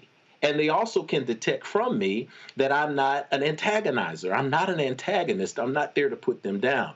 This is an opportunity for each and every one of us, whether we're running a ministry, whether we're running a business, whether we're running a program, whether we're running an institution or a network, to always be mindful to bring our young brothers and sisters in when we can and be there for them. Be there for them in our families, be there in our institutions and our communities, because without the guidance, they don't have a way to make that transformative crossroads choice that we all did when we were at that age, to say, how do I channel this rage into putting a down payment on my freedom? And I think if anything else, if we take that with us from this moment that we witnessed, then we're going to see another level of success for our young people who are out there and need us. And it's lucky, and we're lucky that they have people like people who watch this program who are invested in making sure that we're not just getting ours, but the future is getting theirs. And even after all of my logic and my theory, I add in an MF, so you ignorant N-words hear me. Hear me. Yeah. Come on. Miss Lauren Hill. Yes, Reverend Jeff Carr, founder of the Infinity Fellowship, thank you so much. Dr. Amakongo Dibenga, professorial lecturer, School of International Service. I'm telling you what, they're going to fire me for getting these folks' titles wrong. We got some important, well-to-do Negroes out here, and I am bashing their titles. Dr. Dibenga, thank you so much. Reverend Carr, it's always a pleasure. Thank you, guys. Thank you both. And before we go, here's a reminder for you. HBCU juniors or seniors, that's a shout out to all my Howard folks, my Bowie State, UMES, Morgan State, Coppin State, had to put on for Baltimore one time. Time is running out for you to apply for that scholarship from our brother Roland and McDonald's. If you attend an HBCU and Thurgood Marshall College Fund members institution, you can submit your application for the chance to receive a $15,000 scholarship. The deadline is February 28th, 14 days from now. So go to tmcf.org.